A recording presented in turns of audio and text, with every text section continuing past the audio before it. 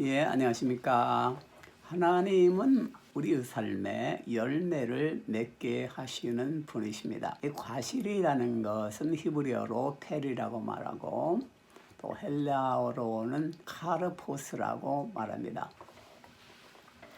열매, 이 과일이라는 것은 문자적인 의미로는 과실이죠. 여러 가지 과일의 열매죠. 그러나 상징적으로는 여러 가지 의미가 또한 있습니다. 예를 들어서 자녀의 번창이랄지 자손의 번창, 그 다음에 어떠한 일에 있어서 좋은 결과들도 열매라고 우리가 말하게 됩니다. 19세기에 영국의 설교가였던 스펄전 목사님은 말했습니다. 사랑하는 여러분들, 당신은 열매를 맺는 삶을 살고 있습니까? 당신은 부의 열매를 맺고 있습니까? 당신은 당신의 가진 그 재능의 열매를 맺고 있습니까? 그런데 당신은 그 열매를 가지고 그리스도를 위해서 무엇을 하고 있습니까? 이렇게 질문을 했습니다.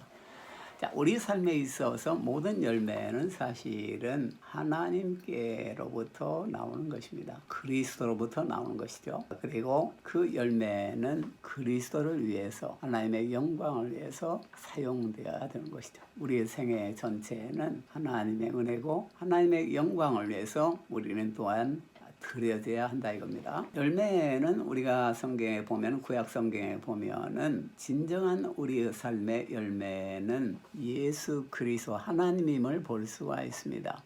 예를 들어서 하박국 선지자는 예언을 했는데, 비록 무화과나무가 무성치 못하고 포도나무에 열매가 없고 감람나무에 소출이 없고 밭에 식물이 없고 또 우리의 양이 없고 유양간에 소가 없을지라도 나는 여호와를 인하여 즐거워하며 나의 구원의 하나님을 인하여 기뻐하리라, 이렇게 고백을 했습니다. 그것은 하나님만이 우리의 진정한 삶의 열매의 근원이기 때문인 것입니다.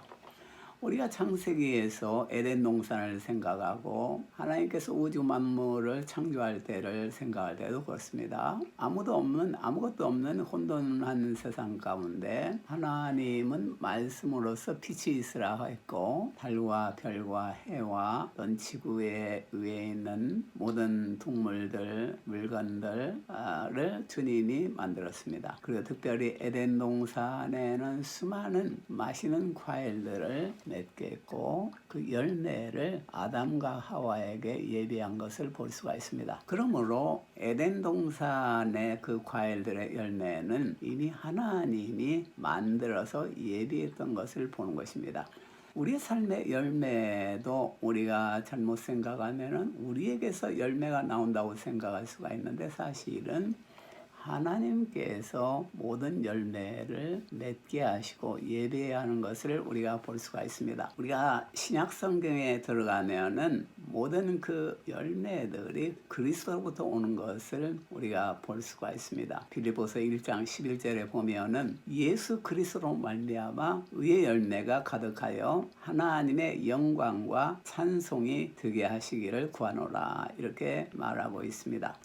자, 우리의 삶에 있어서 의의 열매는 예수 그리스도로 말미암아 온 것입니다. 예수 그리스도의 붉은 피가 없다면 우리가 어떻게 의로워질 수가 있습니까? 우리의 실력입니까? 우리의 능력입니까? 우리의 거룩한 생활입니까? 거기에서는 결코 의로운 열매가 맺혀질 수가 없습니다. 예수 그리스도로 말미암아서 우리의 삶 가운데 의의 열매가 가득하게 되고 이것이 하나님의 영광과 찬송이 되게 되는 것입니다. 하나님은 열매를 우리의 삶 가운데 맺게 하시는 분이십니다. 자, 오늘 시편 1편 2절 3절 본문 말씀 보면은 오직 여호와의 율법을 즐거워하여 그 율법을 취하러 묵상하는 자로다. 저는 시냇가에 심은 나무가 시절을 쫓아 화실을 맺으며 그 잎사귀가 마르지 아니함 같으니 그 행사가 다 형통하리로다. 자, 열매 맺는 삶의 비밀을 오늘 그 시편은 우리에게 말하고 있습니다. 그것은 먼저 여호와의 율법을 취하러 묵상하는 자라고 그랬습니다. 여호와의 율법이라는 것은 여기서 토라를 말하고 하나님의 가르침, 그건 성경을 말하게 되는 것입니다. 성경에 있는 모든 약속, 축복의 약속들이 사실은 여호와의 율법인 것입니다. 그런데 성경이라는 것은 사실은 엄밀한 의미에서 그리스도에 관한 책입니다. 예수님께서는 엠마오로 가는 제자들에게 성경이 나를 말하고 있다 하면서 구체적으로 성경을 들어서 자신의 죽음과 부활을 설명한 것을, 자신의 고난과 영광 받으실 것을 설명한 것을 볼 수가 있습니다. 그러면 우리가 성경을 묵상한다는 것은 궁극적으로 들어가면은 예수님의 십자가의 죽음과 사랑, 그것을 묵상하는 것입니다. 구약 성경에 예수님의 이름이 등장하지 않는데요, 이렇게 말할 수가 있겠는데, 그러나 구약 시대의 제사장들이 드린 제사, 어린 양을 잡아서 그 피를 흘리고, 소를 잡아서 그 피를 흘리고 제단에 쏟고 태움으로써 그 이스라엘의 모든 죄가 사해진 것, 이것은 사실은 십자가에 죽으신, 우리의 죄를 다 용서하게 죽으신 예수 그리스도의 피를 상징하는 것입니다. 그러므로 성경 토라, 구약이나 신약이나 모든 가운데에는 그리스도의 사랑이 스며들어 있고 쩔어 있는 것을 우리가 볼 수가 있습니다. 자, 예수 그리스도의 사랑을 묵상하는 자에게는 강물이 흐르게 됩니다. 그 강물은 성령의 시내가 흐르게 되는 것입니다. 그래서 성령의 강물이 그 사람에게는 흐르기 때문에 마치 시냇가에 심은 나무가 푸르름을 더하고 또 풍성한 향기 나는 맛있는 과일을 맺고, 또 시냇가에 심은 나무가 그 잎이 푸르르고 마르지 않는 것처럼 성령의 강물이 우리의 삶 가운데 흐를 때 진정한 아름다운 열매들이 우리의 삶 가운데는 맺히는 것을 우리가 볼 수가 있습니다. 그래서 시절을 쫓아 과실을 맺으며 잎사귀가 마르지 않는다고 했습니다. 그리고 그 하는 모든 일들이 번창하게 되는 것을 우리가 볼 수가 있습니다. 그래서 하나님의 말씀을 묵상하고 하나님의 약속을 묵상하고 지금도 우리에게 끊임없이 말씀하시는 성령님의 인도를 묵상하며 그걸 따라갈 때 우리의 삶에는 진정한 열매가 맺히게 되는 것입니다. 하나님은 열매를 맺게 하시는 분이십니다. 그러면 이 하나님께서 지금 현재 구체적으로 우리의 삶 가운데 어떻게 일하시고 계십니까? 먼저 첫 번째로 하나님은 성령 안에 있을 때 열매를 맺게 합니다. 요한복음 15장 5절에 보면은 나는 포도나무에 너희는 가지니 저가 내 안에 내가 저 안에 있으면 이 사람은 과실을 많이 맺나니 나를 떠나서는 너희가 아무것도 할 수 없습니다. 자, 우리 예수님께서는 자신은 포도나무고 우리는 가지라고 했습니다. 자, 포도나무 가지가 포도나무에 붙어 있듯이 저가 내 안에 있고 내가 저 안에 있으면은 이 사람은 과실을 많이 맺게 된다고 했습니다. 자, 그러면은 우리가 어떻게 예수님 안에 있을 수가 있습니까? 예수님은 지금 보이지 않으시는 분이시죠. 또 예수님이 보이지 않는 예수님께서 어떻게 우리 안에 거할 수가 있습니까? 이것은 바로 예수님의 거룩한 영, 성령님이 우리 가운데 임하는 것입니다. 성령이 우리 가운데 임할 때 예수님이 우리 가운데 임하는 것입니다. 너희 안에 그리스도가 계신 것을 알지 못하느냐? 그리하면 너희는 버리운 자니라 그랬습니다. 또한 바울은 예루살렘에 선교활동을 하고 돌아와서 기도하는 가운데 예수님이 나타나서 예루살렘을 속히 떠나라 이렇게 명령을 했습니다. 그것은 바로 바울 안에 계시는 성령님께서 바울에게 말씀하시는 겁니다. 물론 풍랑선상에서도 하나님의 사자가 바울에게 이야기를 했습니다. 이건 역시 성령의 인도인 것입니다. 그래서 우리가 성령 안에 있고 성령님이 우리 안에 있을 때 우리의 삶은 진정으로 열매를 많이 맺게 되는 것입니다. 성령님은 지금도 살아계셔서 우리의 삶을 지도하시고 한 발 한 발 인도하시는 분이십니다. 우리가 성령을 떠나서는 아무것도 할 수가 없는 것입니다. 우리가 성령 없이 예수님 없이 하는 모든 행위는 결국은 포도나무 가지가 줄기를 떠난 가지와 같이 메마르게 되고 열매를 상실하게 되는 것입니다. 나를 떠나서는 너희가 아무것도 할 수가 없느니라. 반대로 말하면은 성령 안에서는 우리는 무엇이라도 할 수가 있다. 이것을 우리에게 가르쳐 주고 있습니다. 또한 두 번째로 하나님은 예수님을 통해서 열매를 맺게 하십니다. 자, 사도행전 16장 30절 31절에 보면은 저희를 데리고 나가 가로되 선생들아 내가 어떻게 하여야 구원을 얻으리까 하거늘 가로되 주 예수를 믿으라 그리하면 너와 내 집이 구원을 얻으리라. 자, 오늘 이 말씀은 바울과 실라가 마게도니아 지역에 선교 활동을 할 때 일어난 일입니다.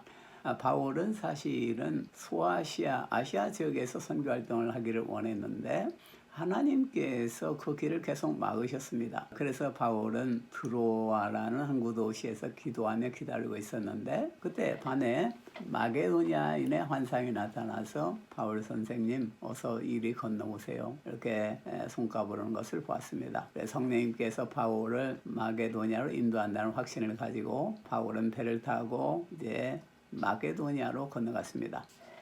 자, 마게도니아에 그 빌립보라는 성이 있었는데 그곳에서 바울은 그 강가에 있는 기도처를 어느 날 찾아갔습니다. 기도처라는 것은 유대인들이 수가적으로 회당을 만들지 못할 때 기도하는 처소로 강가 같은 데 마련한 곳이었습니다.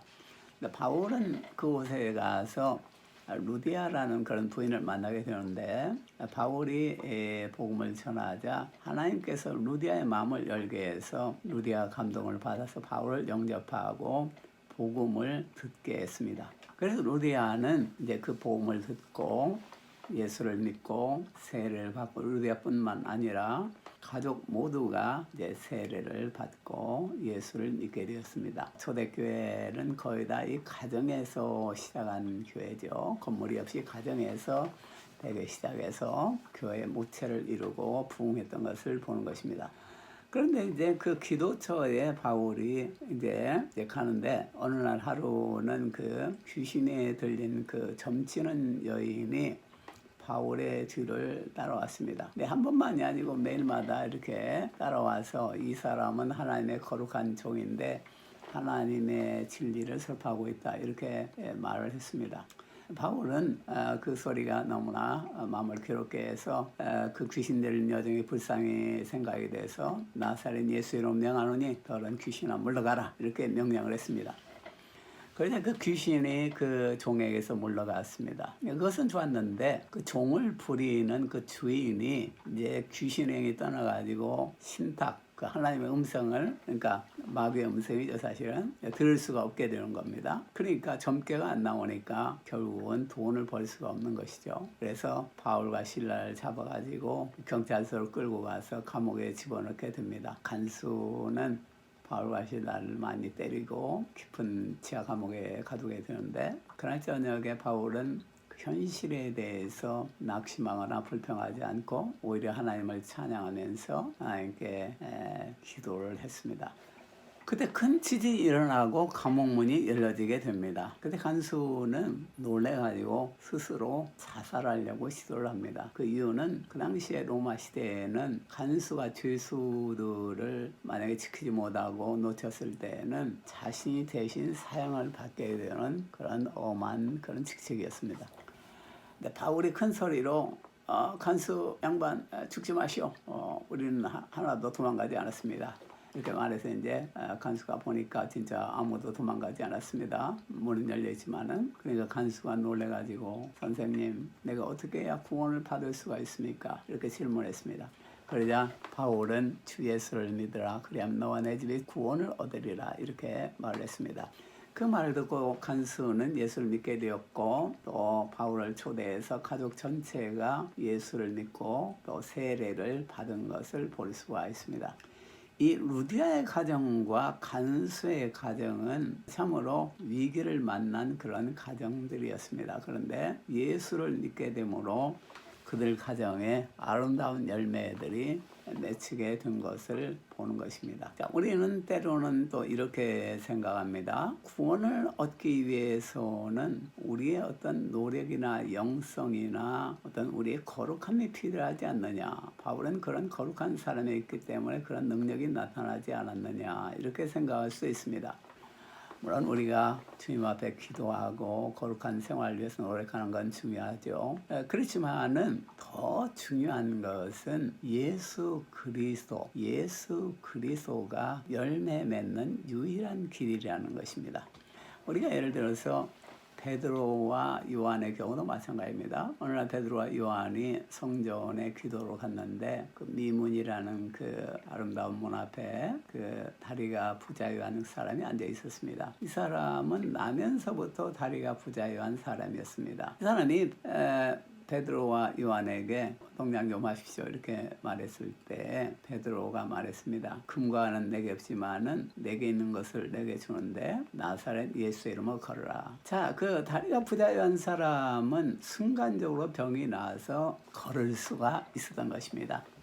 그의 삶에 있어서 모든 문제가 순간적으로 근본적으로 해결된 것입니다.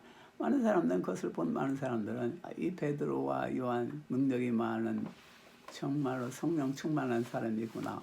그러면서 이제 베드로와 요한을 칭찬하기 시작했습니다. 그런데 베드로와 요한은 여러분 이 사람이 낳은 것은 우리의 어떠한 영성이나 우리의 어떠한 능력으로 낳은 것이 아닙니다. 이 사람이 낳은 것은 예수 그리스도 때문인 것입니다. 우리가 이 세상에서 구원받을 이름, 궁극적인 문제를 해결받을 이름은 예수 그리스도밖에 하나님이 준 적이 없습니다. 이렇게 말을 했습니다. 예수 그리스도는 우리의 능력에, 우리의 열매에 가장 중요한 비결이 바로 예수 그리스도인 것입니다. 우리가 우리의 능력을 의지하거나 우리의 가진 것과 우리의 어떤 지식을 우리의 것을 의지할 때 우리는 진정한 열매 있는 삶을 살기가 힘들어지는 것입니다. 그러나 우리가 예수 그리스도를 의지할 때 그 열매는 무한하고 한계가 없는 그런 아름다운 열매들을 끊임없이 맺을 수가 있습니다. 마치 시냇가에 심은 나무가 그 푸르름을 더하며 시절을 쫓아 과실을 맺듯이 예수 그리스도 안에서 성령 안에서 우리는 아름다운 열매들을 끊임없이 맺을 수가 있는 것입니다. 하나님은 우리의 삶 가운데 열매를 맺게 하시는 분이십니다. 기도하겠습니다. 하나님 감사합니다. 우리의 삶 가운데 열매를 맺게 하시는 주님의 사랑을 감사를 드립니다. 포도나무이신 예수님, 우리가 주님 안에 있고 주님이 우리 안에 있을 때 우리는 진정한 열매를 맺음을 믿습니다. 성령님이여 우리 가운데 임재해 주시고 우리 가운데 주님의 뜻을 알려주시고 우리의 삶의 발걸음을 주님의 뜻대로 인도하여 주시옵소서. 순종할 수 있는 마음도 주시고 복종할 수 있는 능력도 주시옵소서. 그래서 우리의 삶 가운데 아름다운 주님이 원하신 열매들이 맺히며 주님께 영광이 되도록 인도하여 주시옵소서. 주여 감사를 드립니다. 예수님 이름으로 기도드립니다. 아멘. 감사합니다. 할렐루야.